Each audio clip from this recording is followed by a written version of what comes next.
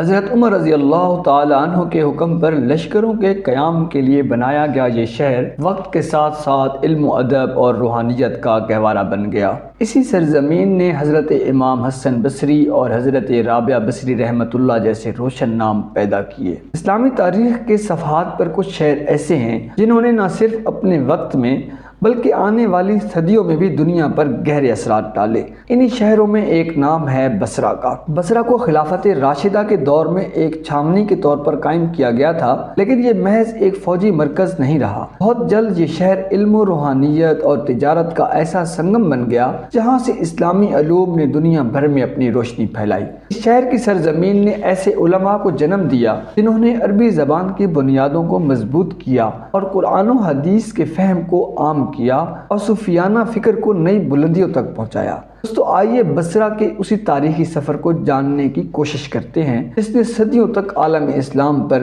گہرے اثرات چھوڑے۔ بصرہ اسلامی تاریخ کا وہ شہر ہے جسے ابتدا ہی سے ایک منصوبہ بندی کے ساتھ قائم کیا گیا تھا۔ خلافت راشدہ کے دور میں جب اسلام کا دائرہ جزیرہ عرب سے نکل کر عراق، شام اور فارس تک پھیل رہا تھا تو مدینہ منورہ میں ایک نیا سوال اٹھا کہ فتح کیے گئے علاقوں میں لشکروں کو کہاں قیام دیا جائے، کیسے ایک ایسا مرکز بنایا جائے جو فوجی چھاونی بھی ہو، انتظامی دارالحکومت بھی اور تجارتی بندرگاہ بھی۔ انہی سوالات کے جواب میں حضرت عمر بن خطاب رضی اللہ نے ایک ایسے شہر کی بنیاد رکھنے کا فیصلہ کیا اور حضرت عتبہ بن عثمان کو حکم دیا کہ وہ دجلہ اور فرات کے قریب ایسی جگہ منتخب کریں جہاں ایک مضبوط قلعہ بند شہر آباد کیا جا سکے۔ دوستو 14 ہجری یعنی 637 عیسوی میں یہ بنیاد رکھی گئی۔ ابتدائی طور پر چند خیمے، مٹی کی دیواریں اور کھجور کے تنوں سے بنے مکان تھے، مگر جلد ہی یہ عارضی ڈھانچے ایک باقاعدہ شہر میں ڈھلنے لگے۔ اس نئے شہر کا نام بصرہ رکھا گیا۔ روایات کے مطابق بصرہ کے قیام کے وقت یہاں زمین دلدلی تھی اور ارد گرد وسیع آبادی موجود نہ تھی۔ یہی وجہ ہے کہ شروع میں یہاں رہائش کے لیے آسان جھونپڑیاں اور خیمے نصب کیے گئے۔ حضرت عتبہ بن عثمان رضی اللہ تعالی عنہ نے نہ صرف پہلی مسجد تعمیر کروائی بلکہ بازار بھی قائم کیے۔ اس مسجد میں ہی نماز جمعہ ادا کی جاتی اور حکومتی فیصلے سنائے جاتے۔ شہر کو قبائل کے اعتبار سے تقسیم کیا گیا تاکہ ہر قبیلہ اپنی شناخت کے ساتھ رہ سکے۔ دوستو بعد میں جب حضرت ابو موسیٰ اشعری رضی اللہ کو گورنر مقرر کیا گیا تو انہوں نے بصرہ کی تعمیر و ترقی میں مزید کردار ادا کیا۔ نہریں کھدوائیں، بازاروں کو منظم کیا اور فوجی چھاونی کو زیادہ مستحکم بنایا۔ دوستو بصرہ کی جغرافیائی حیثیت منفرد تھی۔ یہ دجلہ اور فرات کے سنگم کے قریب تھا اور خلیج فارس تک اس کی براہ راست رسائی تھی۔ اس جغرافیائی مقام نے اسے ایک طرف تو فارس اور عراق کی طرف آنے والے قافلوں کے لیے داخلی دروازہ بنایا اور دوسری طرف بحری راستے سے ہندوستان، چین اور افریقہ تک تجارت کا مرکز بھی بنا دیا۔ دوستو احمد بن یحییٰ البلازری کی بیانات میں ملتا ہے کہ یہاں سے کھجوریں، کپڑے، اونٹ اور موتی باہر جاتے اور بدلے میں ہندوستانی مثالیں، چینی ریشم، ایرانی قالین اور افریقی قیمتی سامان آتا۔ کچھ ہی دہائیوں میں بصرہ نہ صرف ایک فوجی چھاونی رہا بلکہ اسلامی دنیا کی معیشت کا دل بن گیا۔ بصرہ کے بازار اپنی وسعت اور تنوع کی وجہ سے مشہور تھے۔ یہاں ایک طرف خلیجی موتی اور عربی کھجوریں فروخت ہوتی تو دوسری طرف ہند و چین سے آیا ہوا ریشم، افریقی لکڑیاں اور ایرانی کپڑا نظر آتا۔ مورخین نے لکھا ہے کہ بصرہ کے تجارتی مراکز اتنے وسیع تھے کہ دنیا کے کسی بھی کونے سے آنے والا تاجر یہاں اپنی ضرورت کی چیزیں تلاش کر لیتا۔ اس بندرگاہ پر روزانہ سینکڑوں جہاز لنگر انداز ہوتے۔ ان جہازوں میں سے کچھ خلیج کے موتی لے کر باہر نکلتے اور کچھ ہندوستانی مثالیں لا کر شہر کے بازاروں کو مہکا دیتے۔ دوستو بصرہ کے تاجر صرف سامان ہی نہیں بلکہ ثقافت بھی لاتے۔ یہی وجہ ہے کہ بصرہ ایک کثیر الثقافتی شہر بن گیا جہاں مختلف زبانوں، رسومات اور ذوق رکھنے والے لوگ آباد ہوئے۔ لیکن بصرہ کی سب سے نمایاں پہچان اس کا علمی اور ادبی مقام تھا۔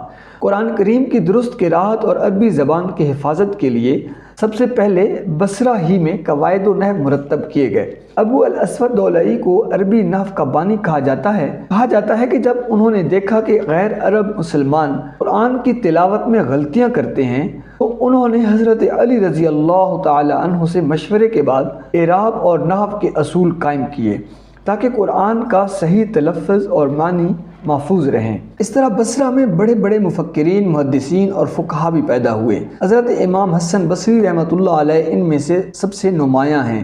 ان کی شخصیت زہد و تقوی کا استعارہ تھی۔ وہ نہ صرف درس و تدریس کرتے بلکہ خلفاء کے سامنے بھی حق بات کہنے سے نہیں ڈرتے تھے۔ ان کی تقریریں اور نصیحتیں آج بھی اسلامی ادب اور فکر کا سرمایہ سمجھی جاتی ہیں۔ ان کے شاگردوں میں بہت سے ایسے تھے جنہوں نے بعد میں تصوف کی بنیادیں مضبوط کیں۔ انہی میں سے رابعہ بصری جیسی عظیم صوفیہ نے جنم لیا۔ رابعہ بصری نے عشق الہی کو اپنی زندگی کا نصب العین بنایا اور ان کی دعائیں آج بھی دنیا بھر کے صوفیانہ ادب میں اعلیٰ مقام رکھتی ہیں۔ بصرہ میں صرف تصوف نہیں بلکہ منطق، فلسفہ اور ادب کی تحریکیں بھی اٹھیں۔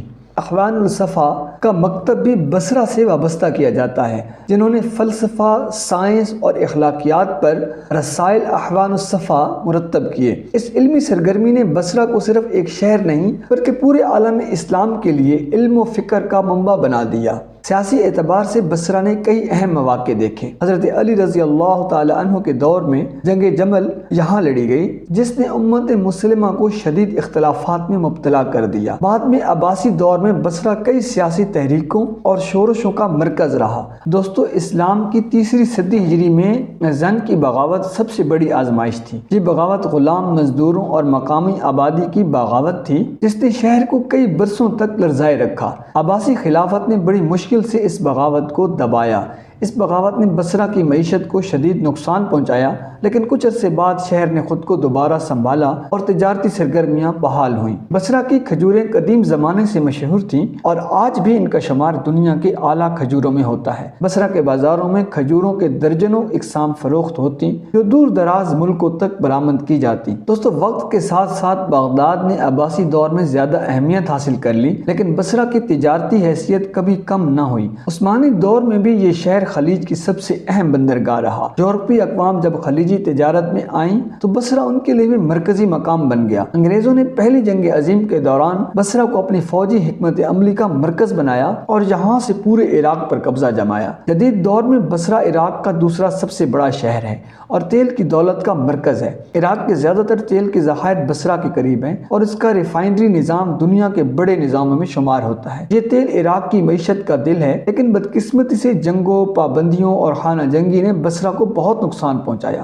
ایران عراق جنگ میں بھی بصرہ محاذ کے قریب تھا اور بری طرح متاثر ہوا۔ خلیجی جنگوں اور امریکی حملوں نے بھی بصرہ کے عوام کی مشکلات میں اضافہ کیا۔ آج بھی یہ شہر ایک تضاد کی صورت میں موجود ہے۔ ایک طرف دنیا بھر کی کمپنیاں یہاں سرمایہ کاری کرتی ہیں تو دوسری طرف عوام غربت، بے روزگاری اور آلودہ پانی جیسے مسائل سے دوچار ہے۔ اس سب کے باوجود بصرہ اپنی صدیوں پرانی تاریخ اور ورثے کی وجہ سے اب بھی ایک دلکش مقام ہے۔ یہاں کے بازار آج بھی چلتے ہیں، یہاں کی کھجوریں آج بھی دنیا بھر میں برآمد ہوتی ہیں اور یہاں کی مساجد اور علمی مراکز آج بھی اسلامی دنیا میں بصرہ کے ماضی کی جھلک دکھاتے ہیں۔ یہ شہر ایک ایسے سفر کی علامت ہے جو فوجی چھاونی سے شروع ہوا اور علم و ادب، تصوف اور تجارت کے عظیم مرکز پر جا کر ختم ہوا۔ یہی وجہ ہے کہ بصرہ کو آج بھی اسلامی دنیا کے عظیم شہروں میں شمار کیا جاتا ہے۔